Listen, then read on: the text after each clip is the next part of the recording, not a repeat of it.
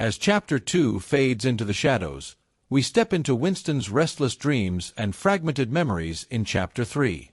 The oppressive reality of Big Brother gives way to haunting visions of the past, as Winston struggles to piece together a world lost to time. Join us as the lines between memory and control blur further. Winston was dreaming of his mother. He must, he thought, have been 10 or 11 years old when his mother had disappeared. She was a tall, statuesque, rather silent woman with slow movements and magnificent fair hair. His father he remembered more vaguely as dark and thin, dressed always in neat dark clothes. Winston remembered especially the very thin soles of his father's shoes, and wearing spectacles. The two of them must evidently have been swallowed up in one of the first great purges of the 50s. At this moment his mother was sitting in some place deep down beneath him with his young sister in her arms. He did not remember his sister at all, except as a tiny, feeble baby, always silent with large, watchful eyes. Both of them were looking up at him. They were down in some subterranean place, the bottom of a well, for instance, or a very deep grave. But it was a place which, already far below him, was itself moving downwards. They were in the saloon of a sinking ship, looking up at him through the darkening water. There was still air in the saloon. They could still see him and he them. But all the while they were sinking down, down into the green waters which in another moment must hide them from sight forever. He was out in the light and air while they were being sucked down to death, and they were down there because he was up here. He knew it and they knew it, and he could see the knowledge in their faces. There was no reproach either in their faces or in their hearts, only the knowledge that they must die in order that he might remain alive, and that this was part of the unavoidable order of things. He could not remember what had happened, but he knew in his dream that in some way the lives of his mother and his sister had been sacrificed to his own. It was one of those dreams which, while retaining the characteristic dream scenery, are a continuation of one's intellectual life, and in which one becomes aware of facts and ideas which still seem new and valuable after one is awake. The thing that now suddenly struck Winston was that his mother's death, nearly 30 years ago, had been tragic and sorrowful in a way that was no longer possible.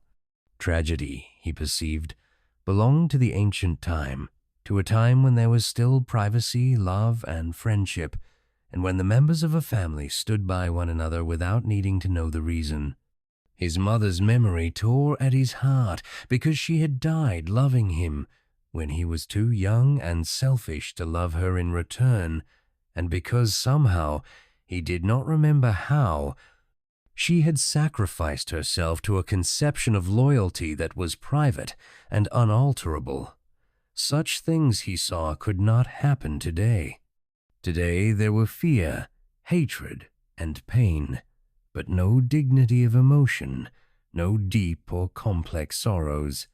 All this he seemed to see in the large eyes of his mother and his sister, looking up at him through the green water, hundreds of fathoms down and still sinking.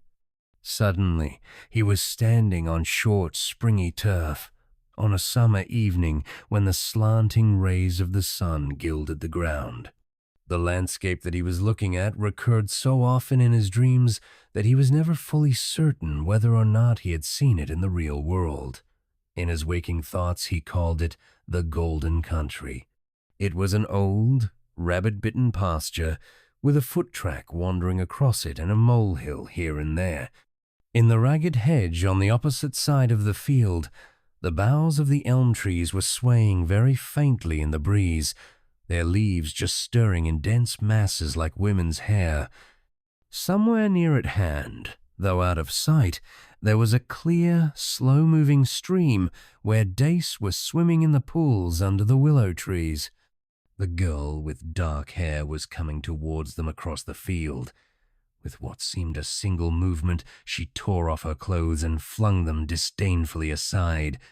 Her body was white and smooth, but it aroused no desire in him.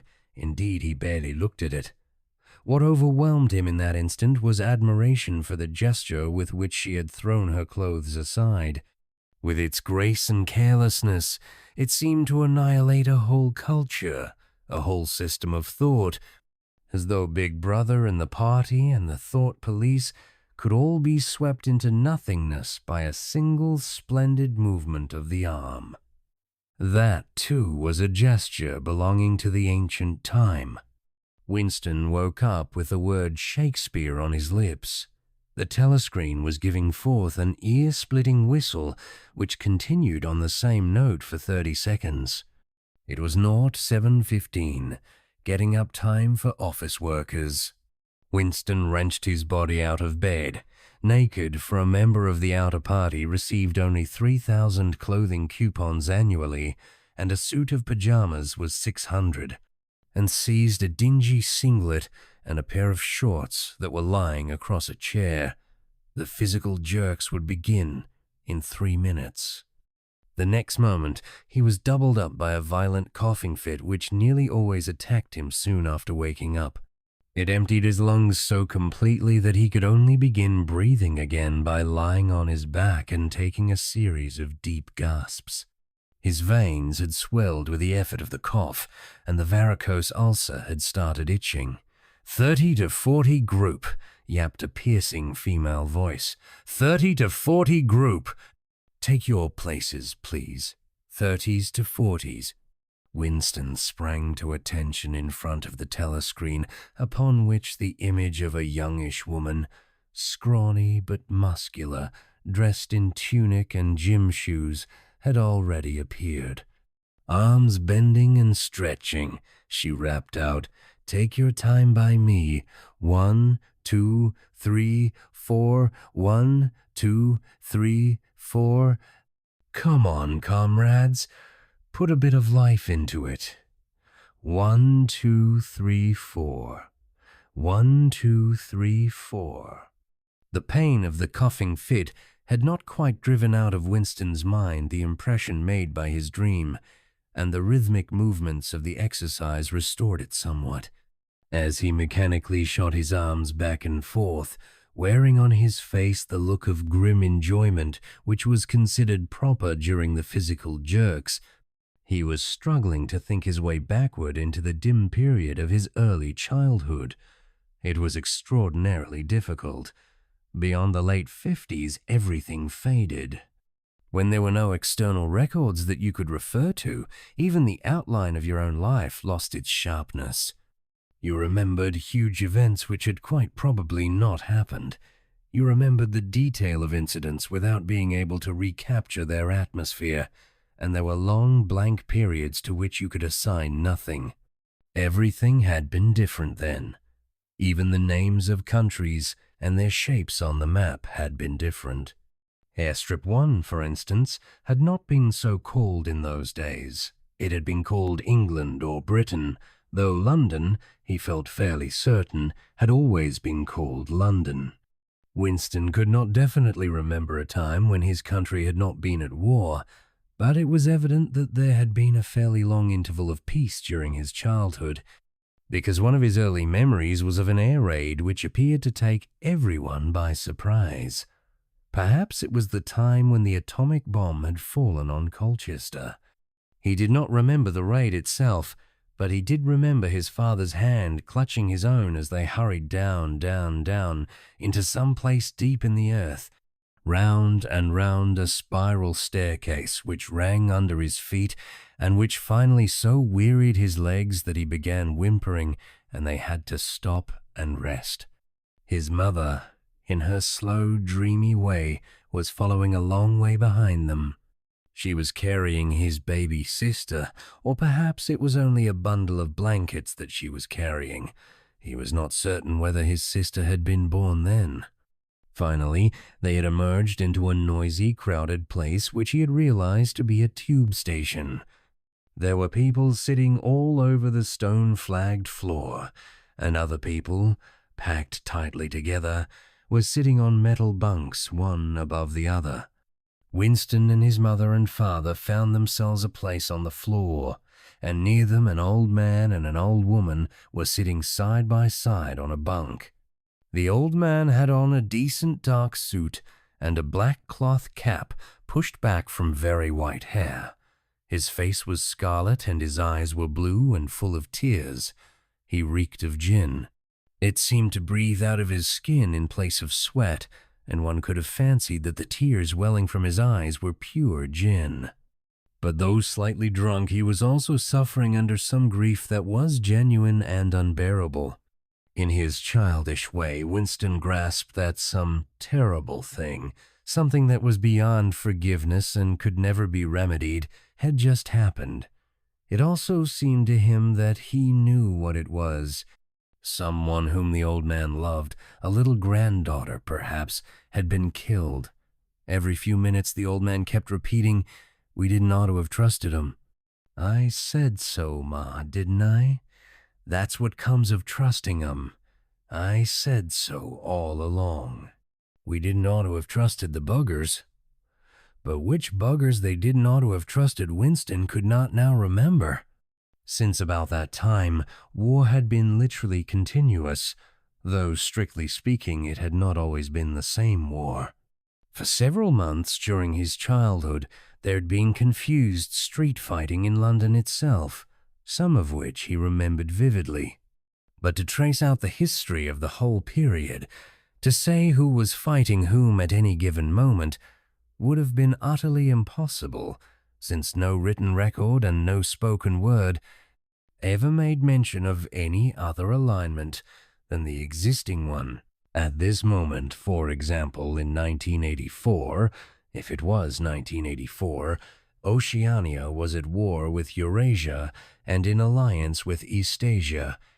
In no public or private utterance was it ever admitted that the three powers had at any time been grouped along different lines.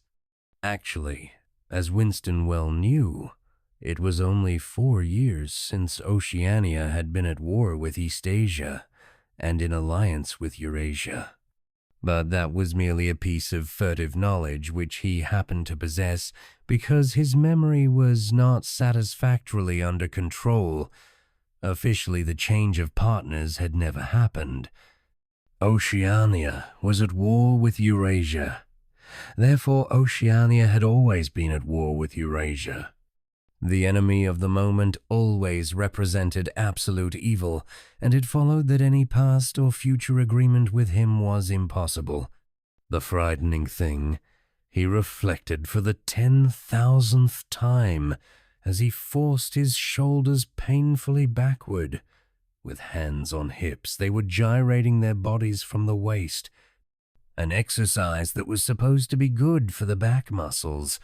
The frightening thing was that it might all be true. If the party could thrust its hand into the past and say of this or that event, "It never happened," that surely was more terrifying than mere torture and death.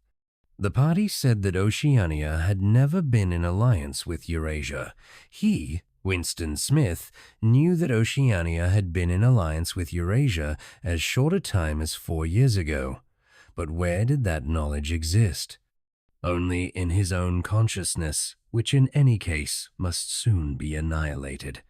And if all others accepted the lie which the party imposed, if all records told the same tale, then the lie passed into history and became truth. Who controls the past, ran the party's slogan, controls the future. Who controls the present, controls the past. And yet the past, though of its nature alterable, never had been altered. Whatever was true now was true from everlasting to everlasting. It was quite simple. All that was needed was an unending series of victories over your own memory.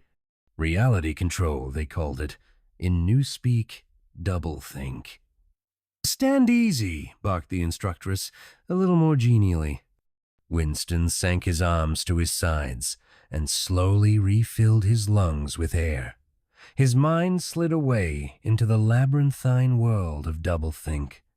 To know and not to know, to be conscious of complete truthfulness while telling carefully constructed lies, to hold simultaneously two opinions which cancelled out, knowing them to be contradictory and believing in both of them, to use logic against logic, to repudiate morality while laying claim to it, to believe that democracy was impossible and that the party was the guardian of democracy, to forget whatever it was necessary to forget, then to draw it back into memory again at the moment when it was needed, and then promptly to forget it again, and above all to apply the same process to the process itself.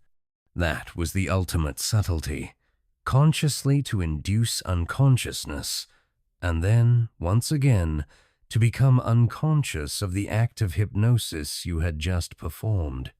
Even to understand the word doublethink involved the use of doublethink. The instructress had called them to attention again. And now, let's see which of us can touch our toes, she said enthusiastically. Right over from the hips, please, comrades. 1, 2, 1, 2. Winston loathed this exercise, which sent shooting pains all the way from his heels to his buttocks, and often ended by bringing on another coughing fit. The half-pleasant quality went out of his meditations. The past, he reflected, had not merely been altered, it had been actually destroyed. For how could you establish even the most obvious fact when there existed no record outside your own memory? He tried to remember in what year he had first heard mention of Big Brother.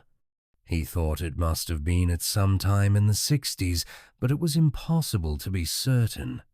In the party histories, of course, Big Brother figured as the leader and guardian of the revolution since its very earliest days. His exploits had been gradually pushed backwards in time until already they extended into the fabulous world of the 40s and the 30s, when the capitalists in their strange cylindrical hats still rode through the streets of London in great gleaming motor cars or horse carriages with glass sides. There was no knowing how much of this legend was true and how much invented. Winston could not even remember at what date the party itself had come into existence. He did not believe he had ever heard the word ingsoc before 1960, but it was possible that in its old-speak form, English socialism, that is to say, it had been current earlier. Everything melted into mist. Sometimes, indeed, you could put your finger on a definite lie. It was not true, for example, as was claimed in the party history books, that the party had invented aeroplanes. He remembered aeroplanes since his earliest childhood, but you could prove nothing. There was never any evidence. Just once in his whole life, he had held in his hands unmistakable documentary proof of the falsification of an historical fact, and on that occasion, Smith, screamed the shrewish voice from the telescreen. 6079 Smith W. Yes, you. Bend lower, please. You can do better than that. You're not trying. Lower, please. That's better, comrade. Now stand at ease, the whole squad, and watch me. A sudden hot sweat had broken out all over Winston's body. His face remained completely inscrutable. Never show dismay, never show resentment. A single flicker of the eyes could give you away. He stood watching while the instructress raised her arms above her head and, one could not say gracefully, but with remarkable neatness and efficiency, bent over and tucked the first joint of her fingers under her toes. There, comrades. That's how I want to see you doing it. Watch me again. I'm 39 and I've had 4 children. Now look. She bent over again. You see, my knees aren't bent. You can all do it if you want to, she added as she straightened herself up. Anyone under 45 is perfectly capable of touching his toes. We don't all have the privilege of fighting in the front line, but at least we can all keep fit. Remember our boys on the Malabar front, and the sailors in the floating fortresses. Just think what they have to put up with. Now try again. That's better, comrade.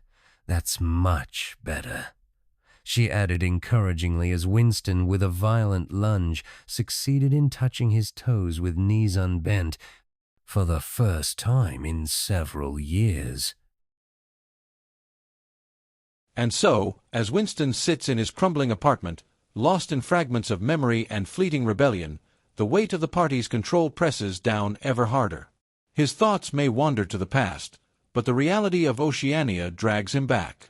What lies ahead for Winston as the cracks in his world begin to widen? Chapter 4 awaits, where new truths and dangers unfold. Stay tuned. Love the story so far? Hit subscribe and turn on notifications so you won't miss the next chapter. Share this video and help grow our audiobook community. See you in Chapter 4.